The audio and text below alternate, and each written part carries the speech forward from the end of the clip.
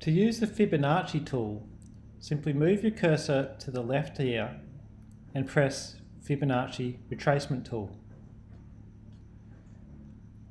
Obviously then, all you need to do is click on the chart. For example, here I found a significant low on a weekly chart on Lululemon. Then I take it up to the high that I'd like and I click and it sets this Fibonacci. You can then go in and edit as you see fit. For example, you can change the colors. You can make the lines thin or very thick. You can change the lines to solid, dashed, or dotted. And you can go in and change all the settings of each Fibonacci level.